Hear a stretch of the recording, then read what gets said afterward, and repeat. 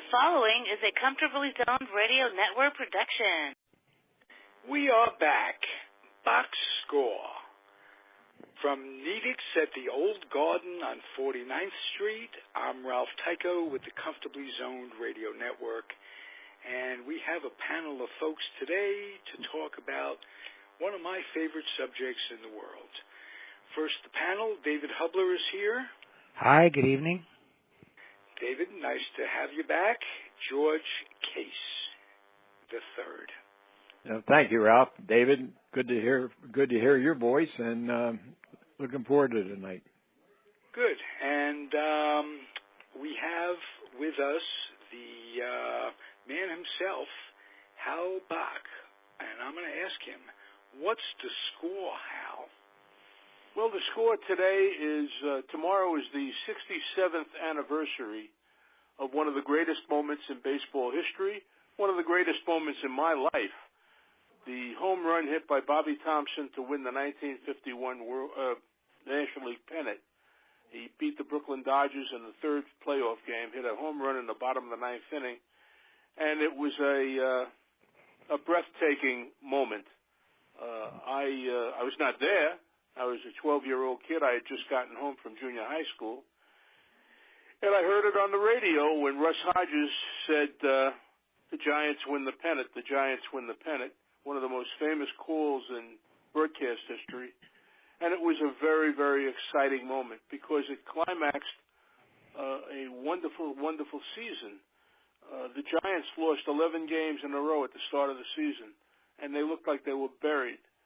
And by the middle of August, August 12th, they were 13 and a half games behind the Brooklyn Dodgers. And what's significant about that is that there was a tremendous rivalry between the Dodgers and the Giants, both playing in the same town. The Giants then went on a tear. They won 37 of their last 44 games. And the Dodgers had to win the last day to force a playoff. The Giants won the first game of the playoffs in Ebbets Field, and the Dodgers won the second game in the Polo Grounds. So that meant that it all came down to the third game. And going into the ninth inning, the Dodgers were ahead 4-1, and the Giants staged one of the most wonderful rallies that I ever saw, and was climaxed by Bobby Thompson hitting the home run. And that day, in the on-deck circle, when Bobby hit the home run, was a young man, a 20-year-old rookie, who had lit up the town when he came up to the majors, and his name was Willie Mays. And today, 67 years later, Willie Mays is the last Giant from that team standing. He's still alive. He's 87 years old, lives in San Francisco, and he's the last Giant standing from the 1951 Miracle Giants. So that's what I wanted to discuss tonight, that team, that moment, and what it meant to a whole lot of baseball fans, including Ralph Tycho and Hal Bock. Yeah, what I wanted to... Being a Giant fan, I'm so appreciative. And let's go to... Good evening, gentlemen. Yeah. It's probably more has been written about that game than any other game in the history of the sport, I would venture to say. But perhaps the greatest piece of writing about that game occurs at the very beginning of Don DeLillo's book Underworld, which is not considered a sports book by any means, although it's all about that game. And he captures the mood in such a wonderful way. I thought I'd just read a short paragraph. It's all about that game that Hal just talked about. The crowd, the constant noise, the breath and hum, a basso rumble building now and then, the gentleness of what they share in their experience of the game, how a man will scratch his wrist or shape a line of swear words, and the lapping of applause that dies down quickly and is never enough. They are waiting to be carried on the sound of rally chant and rhythmic hand clap, the set forms and repetitions. This is the power they keep in reserve for the right time. It is the thing that will make something happen, change the structure of the game, and get them leaping to their feet, flying up together in a free thunder that shakes the place like crazy. Mays takes a mellow cut, but gets under the ball, sending a routine fly into the low October day. The sound of the ash bat making contact with the ball reaches Cotter Martin, the subject of the book, in the left field stands, where sits a bony-shouldered hunch. He's watching Willie instead of the ball, seeing him sort out that shrug run around first and then scoop his glove off the turf and jog out to his position. The lights come on, catching Cotter by surprise, causing a shift in the way he feels, in the freshness of the escapade, the airy flash of doing it and not getting caught. Cotter Martin is the hero of the book, but this initial passage that runs a good 80 pages or so is it's almost like it was written from a balloon hanging above the stadium, because it encompasses just about every feeling, every person in the stadium, including Jackie Robinson and Frank Sinatra, who are allegedly there. So I highly recommend Underworld by Don DeLillo to anyone who wants to read one of the great passages of baseball history. Dom is from the Bronx, am I correct? Don is yes, he is. Yes. Okay. I think he good. Was yeah. As well. I don't know. I was going to look that up. But anyway, I've been fascinated by this particular opening for years. The book was written in about 97. And as I said before, I think so many people have written about that one game, perhaps more than any other game in the history of the game, of the sport. But this, talks about Russ Hodges being sick and feeling ill, and it just goes back and forth around the crowd. It's almost like a 360-degree panoramic shot. That's my contribution so far. I heard the game too on radio. We didn't even have a TV at the time. There was a book that came out in 2009 called The Ball. It's by a guy who was trying to track down the ball that Thompson hit. They go into the blow-ups of the famous picture of Pafko looking, standing at the bottom of the wall to track the ball and to see if they could find it. They never did. No, in fact, that's part of the plot of the arc of Underworld. Yeah. What happened to the ball? Oh, really? It's like when I was in Pittsburgh and I was in Forbes Field when Mazeroski hit the home run against the Yankees. It's a long story, which I won't go into. There were about 10 people that showed up. The ball went over the left field wall in Forbes Field. There were about 10 people who showed up claiming that they had the ball. Right. Now in baseball, they mark the balls. Yeah. It's a special occasion. They put some sort of stamp on there, and you can't fool them anymore. Yeah, I've done it. In fact, I have a number of books on that season. There was a book that Bobby Thompson came out with called "The Giants Win the Pennant." The Giants Win the Pennant in 1991, and I went and when that book was issued, Thompson and Branca were doing a signing at a bookstore at the World Trade Center, which of course doesn't exist anymore. And I got them to sign, both of them to sign the book. Oh, Alan, I was going to mention that Branca and Bobby Thompson did quite a few shows together. Oh, yeah. Over the years, just like Al Downing and Hank Aaron did the same thing. So, and there is that famous picture. I think you've seen it. I've seen it of Jackie Robinson just standing at the shortstop with his hands on his hips. Of course, that book that came out a number of years ago called The Echoing Green has done a lot of damage to the story. Yeah. I have a question about The Echoing Green, Alan. Yeah. They claim that the Giants stole signs. Well, first of all, everybody stole signs. Everybody steals signs. It was legal in those days, and I think it's legal to do it. But they had supposedly had a signaling setup. They used a telescope. Fine. Yeah, and they had some infielder. An infielder named Hank Shen, so they picked up for the Pirates. That was an entire job. I want to know something. The Giants won the first game of the playoff, and they were in position to win the pennant at home in the Polo Grounds in Game 2. If they win Game 2, they win the pennant. They lost 10-0. Were they not stealing signs that day? Yeah, you're not going to get an argument from me, okay? That makes no sense. In fact, somebody, there's a thread on Facebook that I was in, and somebody said, well, Thompson knew what was coming. So I countered that with Thompson hit a home run off Branca in the first game at Ebbets Field, as he owned Branca. Well, not only that, if he knew what was coming, he still had to hit it. No, right, yeah. Exactly. That was my point. I discounted the whole damn thing. I just really, it bothers me.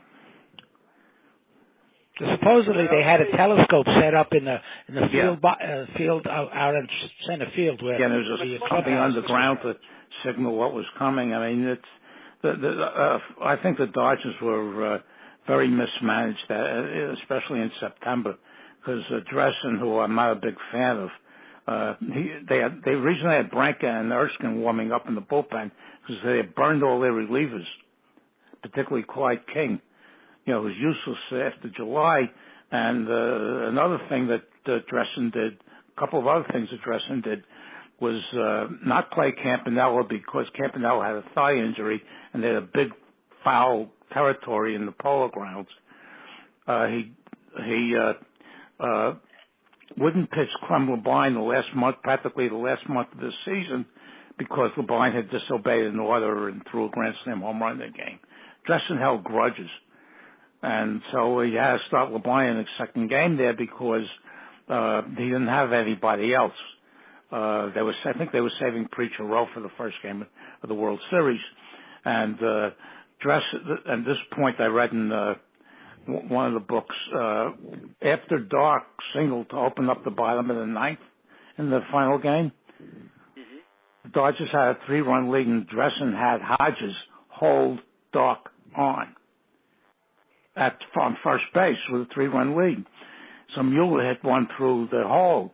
I asked Mueller at a card show quite a few years ago when I went up for his autograph. I asked him about that. He said, yeah, he says, he said he could control the bat pretty well. If he saw Hodges was playing normal position, he would have tried to hit the ball into the outfield. Wow. He always thought he got a bum rap for that. He wouldn't have gotten the hit because Hodges was playing, holding Dark on. Hal, you mentioned earlier too that, and that's a great trivia question. Who was on deck when Bobby Thompson hit the home run? Yeah, it was on third base. And I tell you who was on third base. That's right. Yeah. But the reason that Willie Mays was on deck was because he was hitting seventh. He was in a slump, and they had moved him down to seventh in the batting order. Right. That's 100% right. The Hondo Hurricane was such a prospect that couldn't hit and couldn't pitch, and the only thing he's remembered for is going to run when Mueller broke his ankle. Yes. And what came of that was the first all-black outfield ever in the World Series. Yeah. In the World Series, when and I think not just in a World Series, I think ever. They moved Hank Thompson from third base to right field, and they stuck him in there because Bobby Thompson was playing third. Because when Mays came up, Bobby Thompson moved to third base because Hank Thompson was having problems. That World Series. You're absolutely right. And what happened? An irony of Bobby Thompson was he was replaced by Willie Mays, and then after the Giants traded him to the Braves, he broke his ankle in spring training in 1954. Was replaced by somebody named Henry Aaron. Well, I suppose a funny game. Yeah. Thank you, Joe Garagiola, for that one. Yeah. I want to talk and ask Hal a little bit about the man I consider to be the New York Giants, Stan Musial, Lou Gehrig, combination of the two. And I don't mean just on his baseball skills, because he pretty much was spent. He gave the bulk of his career to the Negro Leagues. By the time he came up to the majors, he was in his 30s, and was still terrific, a terrific gentleman. Monty Irvin, Al, can you give me your memories of Monty and your impressions? He was a wonderful guy. I mean, I knew Monty pretty well because he worked in the commissioner's office when I was writing sports at the Associated Press, and they were right across the street from us. So I would visit him now and then, and he was just a terrific guy. He drove in 121 runs that season, but what he's remembered for in that magical October 3rd game, he was the only one who made out in the ninth inning. He had a little pop fly, and he was the only out that the Dodgers got in that ninth inning. Monty played first base, and Whitey Lockman played left field. And Leo DeRocha, for whatever reason, I don't know what his reasoning was, switched them and made Lockman the first baseman and Irvin the left fielder. So that set up the first all-black outfield because Monty played left field, Willie Mays played center, and you guys are right, Hank Thompson was in right field. Hank Thompson came to a sad ending after he left baseball. He wound up in jail because he decided to rob a liquor store, which wasn't a good thing. But Monty was a wonderful guy, and of course Willie was an icon in baseball. So that was quite an outfield that they assembled. I'll tell you another one that was 33 before he wound up in the rotation was Sal Magley. Well, of course, Magley pitched in Mexico. Yeah. He was one of the Mexican jumping beans. Right, yeah, you're right, yeah. The Mexican League, and came back and had some issues about being reinstated, finally was reinstated, and he became quite a pitcher for the Giants. He won 18 games his first year back, and then he won 23 games in 1951. Same number of games that Larry Johnson won. Another good trivia question is who was the winning pitcher on October 3rd, 1951. It was Larry Jansen, because DeRocha wasn't fooling around. Jansen and Magley were the two best pitchers on the team, and DeRocha brought Jansen in out of the bullpen just in case the Giants came back and tied it or whatever, you know. But Larry Jansen was the winning pitcher that day. Magley pitched for all three teams, if I'm not mistaken. Yeah. Yes, he did, and he pitched a no-hitter for the Dodgers. I believe he pitched it against the Phillies. Because I remember talking to his wife the Giants had an open parking lot for their players, and all the players had their numbers as their license plate. So it was easy enough to find out who was who and stand around that car and wait for the player to come out. And while she was waiting for her husband, Sal Magley, I had a very nice conversation with the woman. Yeah, they had to start the World Series the next day. That's right. And the number of the Yankees were at the game because in those days the World Series shares depended on the size of the ballpark. And they were all rooting for the Giants because the capacity there was, at the Polo Grounds, was a lot bigger than the capacity of Ebbets Field.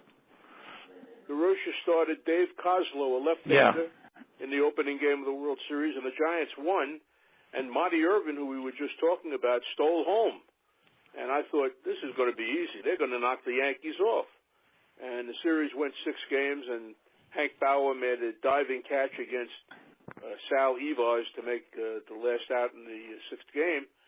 And there was a rain out after the 3rd game, Hal, and then when the Yankees were able to regroup and win the last 3 games, the Giants had a 2-1 lead in games before the rain out. There was a rain out. Yeah. Which allowed the Yankees to get their rotation back in some order.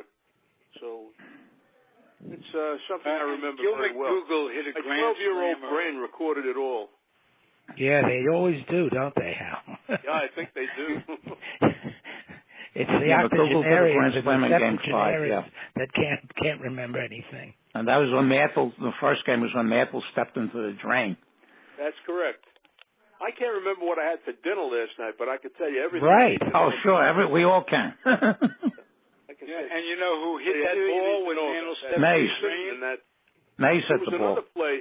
We're talking about Willie Mays and the 37-7 record down the stretch. The Dodgers came into the Polo Grounds for an important series, and Willie Mays was in center field, and Don Mueller was in right field, and I believe it was Billy Cox on third base in this pivotal moment in the game. And there was a fly ball to medium right field, right center field, and Mueller was setting up, and Cox was tagging, and Mays came over in front of Mueller, caught the ball with his glove hand, and threw Billy Cox out at home plate.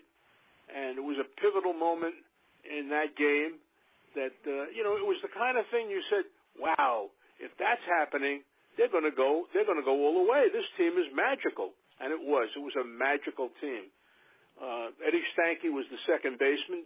The Giants had gotten Stanky and Dark in a trade with the Boston Braves. And I think we talked about this a couple of weeks ago. They traded away a bunch of players, and among them, one of my favorite players, Sid Gordon, was in that trade. They traded Willard Marshall, Bloody Kerr, Sam Webb, who was a pitcher, packaged these 4 players or 5 players to Boston, and they got back second base and shortstop. Alvin Dark was the shortstop, former quarterback at Louisiana State University, and Eddie Stanky was the second baseman. The only position players that DeRocher kept as regular after he came over there in '48 were Bobby Thompson and Whitey Lockman. Got rid of the rest of them. Yeah. That's correct. That's how Hubler got really had Johnny Mize for the Stoneham to make That's right. Yeah. Because those guys were very popular in New York. The guys, Willard Marshall and Sid Gordon, all those guys. But Leo DeRocher wanted his kind of team, and he got it. He had a free range to make the moves he wanted to make. He said it in his autobiography when Stoneham asked for his opinion after 1948. DeRocher said, put in his autobiography, he said, back up the truck. Well, he was right. Right. Yeah. Because they were a fifth-place team. Yeah, it was very slow and very one-dimensional, yeah. Yeah. So, Leo, he had hired Leo because he felt that Leo was a firebrand, had the kind of leadership that he needed, and he was replacing one of the most popular Giants, a Hall of Fame outfielder named Mel Ott. But Mel Ott was a wonderful guy, but he was not the guy you needed to manage your team. And DeRocher was a firebrand, and he didn't fool around. He was going to have his kind of team. So we imported Alvin Dark and Eddie Stanky to be his second base and shortstop combination, and they were very important. They were the top 2 batters in the batting order. Stanky led off, and Dark batted number 2. And it was a different era in baseball. Now you're supposed to have a power hitter batting second. I don't understand that. I remember Alvin Dark as the kind of hitter who was a singles hitter. He could place the ball. He could hit and run.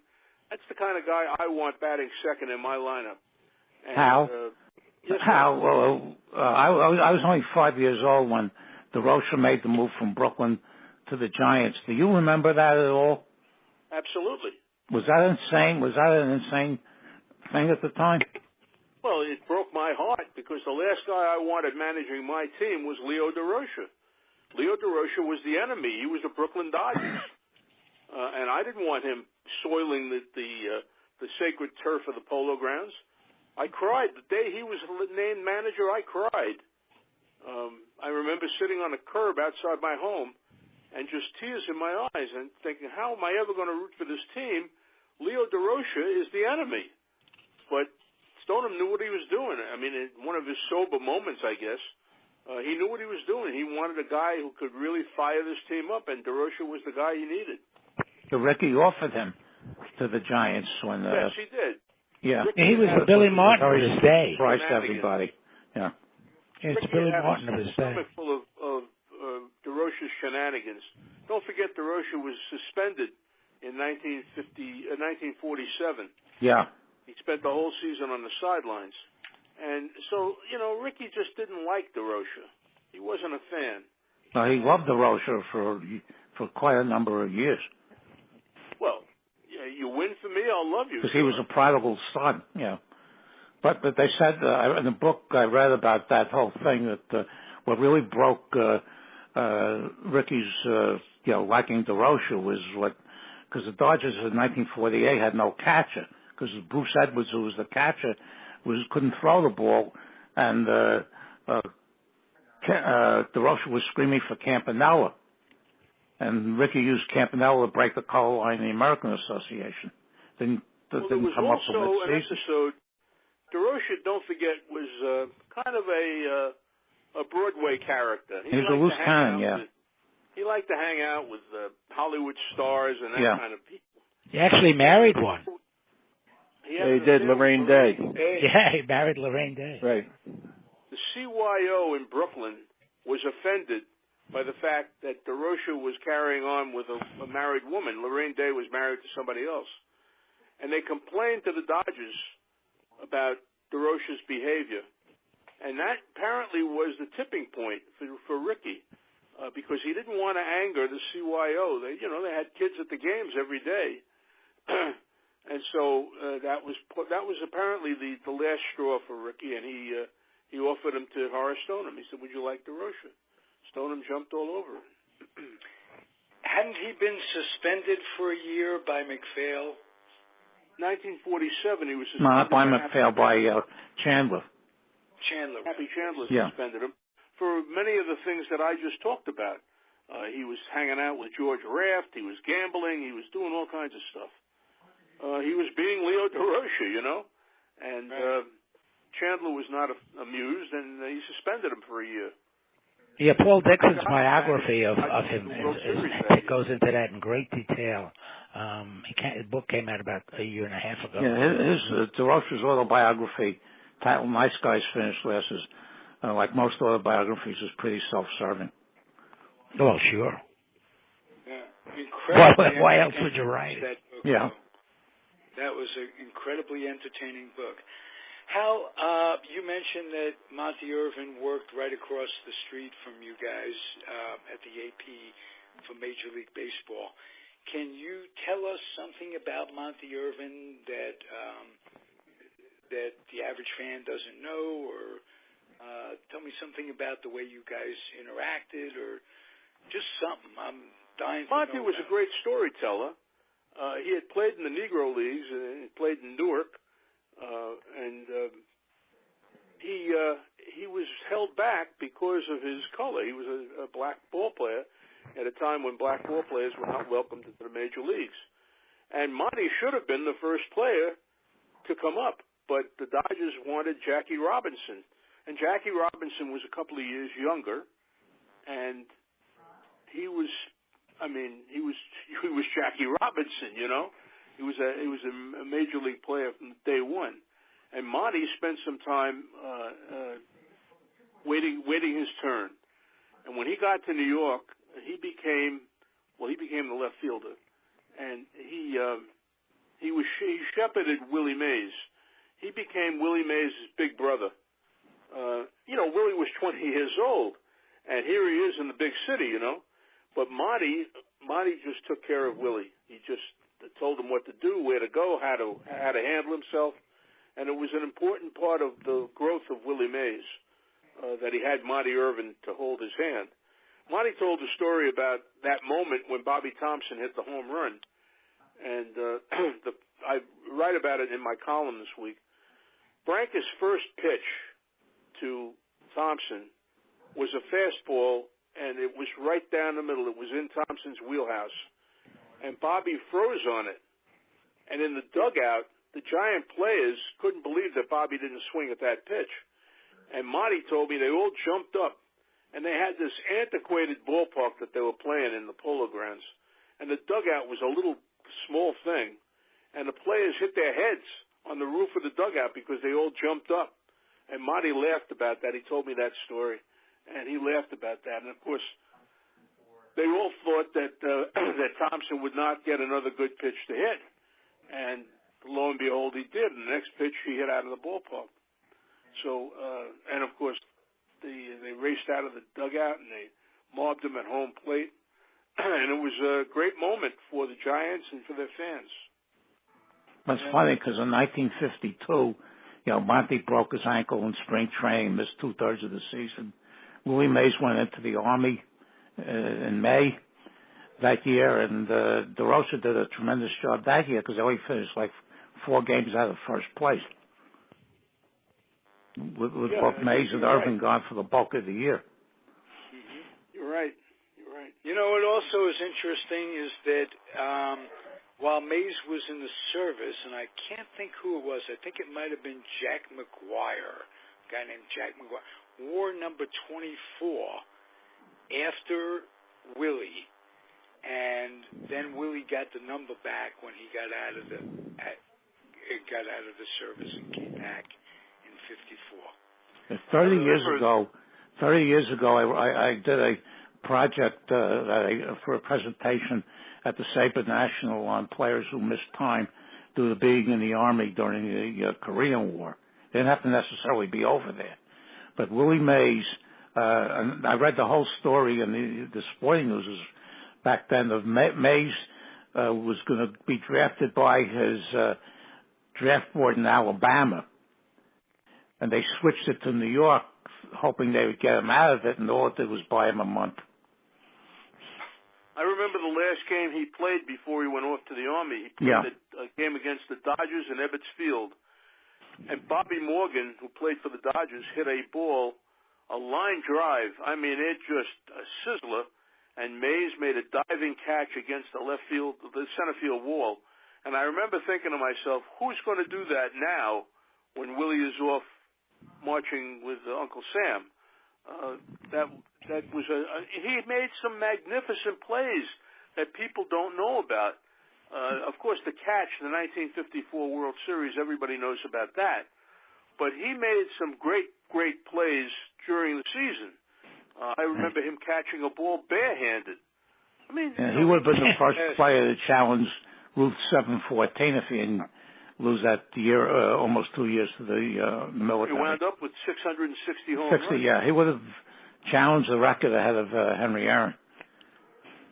You know, even in the latter years of his career, he came into Washington. They were playing a preseason exhibition game on their way north, and he was playing for the Mets. And the Mets were playing, I think it was the Red Sox. And Mays played just about 1 inning, but he made a really nice catch out in center field, which showed that he was well into his 30s. You know, everybody played for the Mets the final year before they gave up the ghost. Yeah. And he made this really outstanding catch, and then he came back in, and that was the end of his appearance at the game. But it was worth going to the game just to see that. Yeah. His last year with the Mets was 1973, and he played in the World Series that year against the Oakland A's. And in 1973, if he was born in 1931, he was 42 years old. And age had caught up with him. And I remember seeing him stumbling around in center field and feeling terrible about it because this was not the Willie Mays I remembered, you know, from his youth.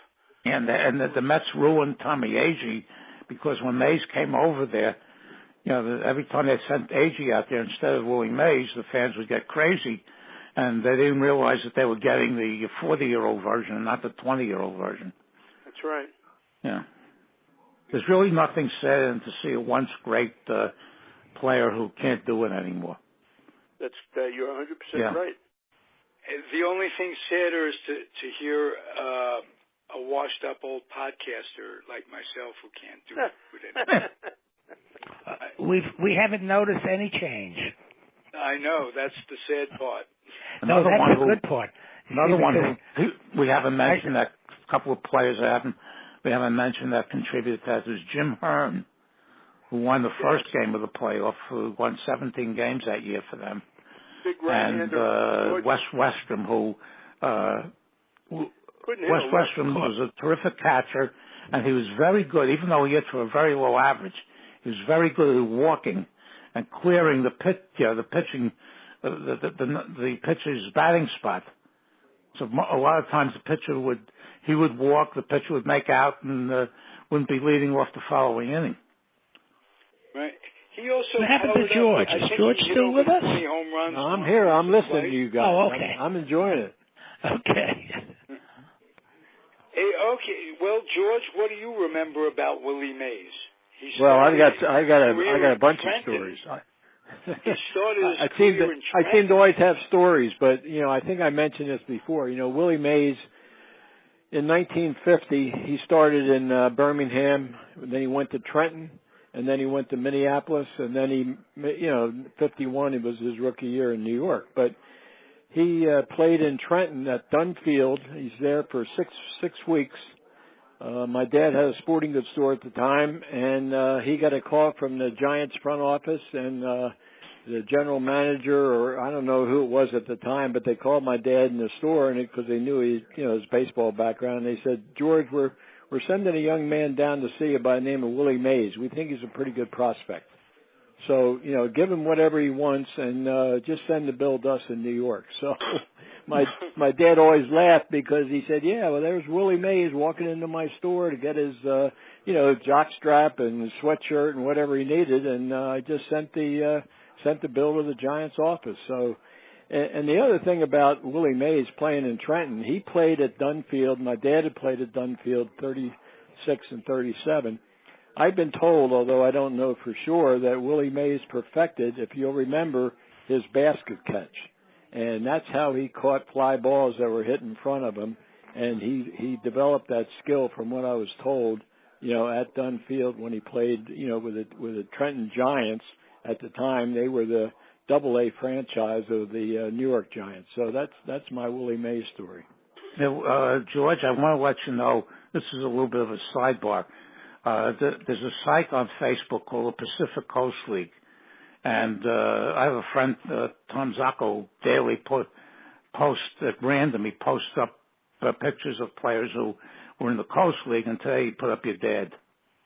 Oh, is that right? So if you go to the site, you'll see a picture of your dad. Yeah, I'll have to take a look at that, because that would have been when my dad was managing Hawaii. That would have been 65, 66, right? Yep. So I just wanted to let you know that. No, thank you, Alan. Hey, you know what? I wanted to mention one other thing before I forget. You guys were talking about Monty Irvin. Monty Irvin played high school baseball in Orange, New Jersey, and he was originally from Alabama. Well, in 2012, my dad and Monty Irvin were inducted together into the New Jersey Interscholastic Sports Hall of Fame. So Monty wasn't there because of ill health, but his offspring were. So I had a nice visit with Monty's family that day, and it was really a nice honor. Monty was a terrific athlete, but he was a high school player in the Oranges in New Jersey. My dad played in Trenton, so that was the basis for the two of them being inducted into the New Jersey Interscholastic Hall of Fame. I spent about 21 minutes with him at the 2000 Sabre National in West Palm Beach, Florida. He was one of the guests, and I went over to him. He was sitting, off to the side, and some things. I went over to him, and I talked with him for 20 minutes. A really, really class act. And then in 1998, 2 years before, when they had the convention out in San Francisco, I was able to spend about 10 minutes talking to Larry Jansen. Oh, that's cool. And that was very, very, when Willie I wanted to ask you guys, because I happened to be lucky, I guess, because we had a little black and white 10 or 12-inch TV, so I actually saw that game.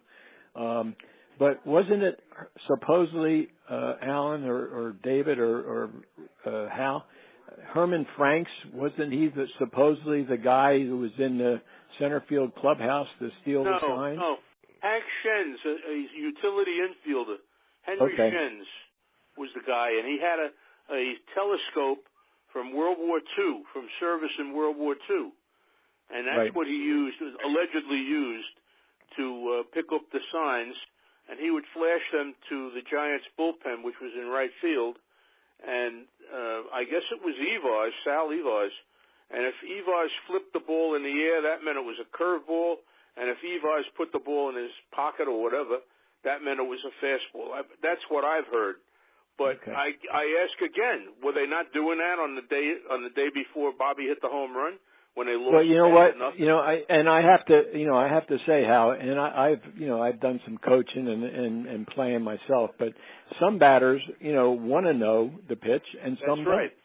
I mean, it's just the thing. Right. I remember one time I was coaching American Legion, and I said to my kids, I said, look, let me know if you want me to, because I could see the catcher. He didn't cover the sign the way he should, and I could look down and see it. And one of the kids said to me, he said, Mr. Case, he said, I don't want to know what's coming. He said, I would rather hit what I see rather than, waiting on a curveball or waiting on a fastball, whatever it is. So some people, they really don't want to know. Now, whether or not Thompson was one of them, I have absolutely no idea. But Hal, you're right. He still had to hit the ball no matter what it was. Also, the eye movement from wherever they were giving the signal to him, to go back and then concentrate on the ball coming toward him. I can't imagine that was a very easy thing to do visually. To change your plane of the ball and the signal. One was further away, one is coming fast.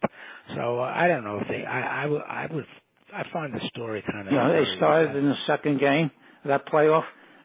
Sheldon Jones, who was 6-10, and was 6-11 after the game, and he wasn't even on the team the next year. You know what his nickname was, don't you? Available, yeah. You got it. That's right. Why? Because he was available to pitch all the time. Yeah. And when Willie then there came was to the majors, Sheldon Jones. There was Willie was Roadblock Jones. He was stuck in a terrible slump. That was Sherman Jones, Roadblock. Sherman Jones. Yeah. Willie was stuck in a terrible slump when he came up. He was like 0 for 21. And he went to Leo DeRoche and he said, I can't do this. Send me back. And DeRoche said to him, you're my center fielder. You're not going anywhere. And Willie hit a home run. His first major league hit was a home run against Warren Spahn. Not a bad guy to hit a home run against. Mandel came up and had the same problem that same year. He was ready to quit too. Went back down and spoke to his dad and his uncles, and they said, "You better get back up there." You want a piece of trivia? You know the other Hall of Fame of his first home run off Spahn? Sandy Koufax. Sandy Koufax had 2 career home runs. I discovered this a whole bunch of years ago. One off of Spahn, huh? Yeah. Well, I bet you'd win it, Alan. I bet you'd win a trivia contest with that piece fact. of information. Yeah. Alan wins 4 trivia contests. I won a whole bunch of them when I was competing in Sabre. But that's the last time I competed was 19 years ago. Are you rusty or no? I can't remember all. I can tell you what happened back then. What happened last year, I can't tell you. Well, during the there's too many teams and too many players. It's too hard to keep up with. 60-some odd years now. Yeah, 65 years tomorrow. I'm sorry, 67 years tomorrow. Yeah, right. Yeah. And it seems like yesterday. Yeah. Yes, it does. It really does. When you're young, all the stuff sticks. And when life starts to interfere, it doesn't stick all that much. You know the irony of it? October 3rd, 1951 was a Wednesday. Tomorrow is Wednesday, October 3rd. Yeah, I missed that because I was in the third grade, and I had to go to grade school, and then after that I had to go to Hebrew school, which I hated. So I was aware of it. I was aware of it because of I listened to that last Dodger Phillies game, the last game of the regular season on the radio. One went 14 innings, and somebody posted. Well, let me tell you something that came out of that 1951 season, and it came out of the book that was written, Green Cathedrals. And that's the one about the stadiums. That's the book about the ballparks. No, what was the book you referred to early on in the show? The Echoing Green. Echoing Green. Yeah, that's the one. Right.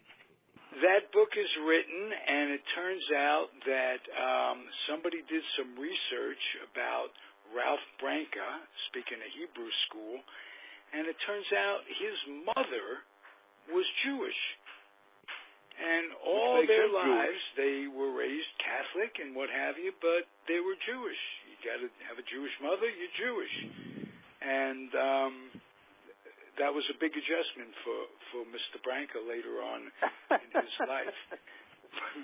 But the story, he didn't have any operations or anything. Don't worry about big old Ralph. Right. But there's a great story about him complaining because he was Bitterman over this, and he thought that that Branca knew what was coming and this, that, and the other thing. And one time he was talking to Sal Magli and complaining about it, and Sal Magli said, "Why didn't you throw a curveball, Dago?" No, he said to Magli, I wanted to set him up for the curve because Branca was a great curveball pitcher. So he said, I wanted to set him up for the curve. And Magli said to him, Dago, if you wanted him to hit the curve, why didn't you throw him the curve? So that was a great quote I heard.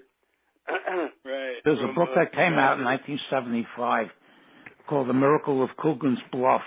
And the first part, it's sort of like The Boys of Summer. He does the summary of the last couple of months, and then he went out and interviewed everybody, all the players with the exception of Stanky and Jansen. And why didn't he interview Stanky and Jansen? Because Stanky said no, and Jansen was out in Oregon. Oh, well. And still in the country, still in the United States. And the last chapter of the interviews in the book is about Bobby Thompson. The best still, Underworld. I urge you all to read, even if you don't read the whole book, just read that whole first section. Like I said, it runs about 100 pages. It's the best description ever of that game. Better than what I wrote? No, yours was more concise, that's all. Oh, thank you. And you weren't writing a novel. No. I'm not a novel writer. Yeah. I'm a funny writer, but not a novel writer. You couldn't write fiction. You couldn't write fiction like truth.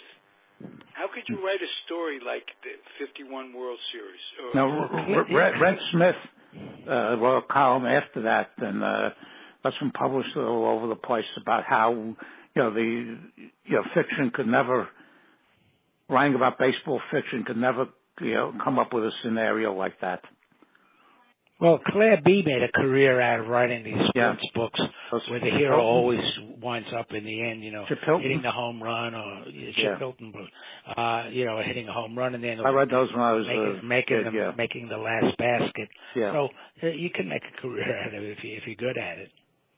Hey, Alan and Hal and Data, I'm curious. Do you know who came up with that phrase, the shot heard round the world? I guess I'm a newspaper writer. I do. Who? The name of the man who came up with that phrase was Willard Mullen. How do I know that? Oh, because I wrote a book about Willard Mullen. That's right. Willard Mullen had The Miracle of Coogan's Bluff, which was the name of the area where the ballpark was. He called it The Miracle of Coogan's Bluff, and he also called it The Shot Heard Round the World, which was a little over the top, but it stuck. Yeah, but I appreciate that, Hal. Hal, I appreciate you knowing that. I mean, that's why I asked, because that's something that has always stuck in my mind, and I think in baseball fans around the world, in this country, if you ever say to them, what do you know about the shot heard around the world, that's what they're going to talk about. Yeah, of course. I got a lot of useless information locked in my brain. Yeah. and there's no room for meaningful stuff that I have to deal with today, Yeah, you read the backs of the baseball cards, too, when they had all this on all the... Yes, I did. Then my mother threw out the baseball cards. Yeah, mine, too. That's why some of them are so valuable. All I have are reprints. I still have my Mickey Mantle rookie year card. Wow. Hold on to it. It's worth a lot of money. You better put that under lock and key, David. It is. But it's the Bowman edition. It's not the Topps edition. It's still worth money. I know. Yep. Yeah. I have a bunch of other ones, but Bob Cazava, Johnny Hopp, all the great Yankees of that era. Yeah, this site I'm on called Friends Who Love Baseball is run by a guy named Frank Barney, who used to put out a hobby paper years ago. And he put up, every so often he puts up a picture of a bicycle wheel, front wheel of a bicycle with a baseball card of Frank Robinson being clipped to it. And he said, "Did you ever commit this crime?" I think at least in my neighborhood, that's what we all did. We all took baseball cards, put them in the spokes because it made a noise that could sound like a motorcycle. So and or flip them against the wall and ruin their value in some way. We didn't think of cards as being commodities. Yeah. Right. Well, one other way to do it, if you you could either flip cards, heads or tails, and if you matched it against the guy, off the wall, No, this is not off the wall. This is down on the ground. Off the wall, yeah. We did. That was another one. Yeah. You'd pitch the card toward the card that's leaning against the wall. Exactly. Yeah, the leaners, yeah. And I remember. If you have to knock it down, you have to knock the card down that's leaning against the wall. Yeah. The guy who owned the card against the wall was like the store owner. You were a customer, and it depended on how far back you stood and how many cards you could win. And sometimes guys would cheat, and they'd wet the card that they put against the wall because you can't knock it down. It's just so it would just absorb the blood. Frank Barney put up a picture of the Dodgers in their clubhouse after that last regular season game. So I saw this and I made a comment. I said, all this did was prolong their agony. And what did I write after that, Alan? What? I said nobody deserved agony to be more prolonged than this. I put a like on that. I remember that. Yeah. Thank you. Yeah. All right, okay, guys. boys. What a terrific show. This is an all-time classic. Thank you all for your good questions and your knowledge. Yeah, Hal, I wanted to tell you when I when I went into the Sports Day site and I clicked on you as columnist, I saw that. I knew I had to be on tonight. Thank you. All right. You're welcome. Hey, a lot of fun tonight, everybody. Thanks very much. Okay. Good Take care. Thank you again, everybody. Bye-bye. Hey, bye-bye. Be well. Bye-bye. Thanks for listening out there. Comfortably Zoned Radio Network. Hal Bock. And this was terrific. The New York Giants. My Ute. Adios, everybody. Yep. Bye-bye, everybody. This has been a Comfortably Zoned Radio Network production.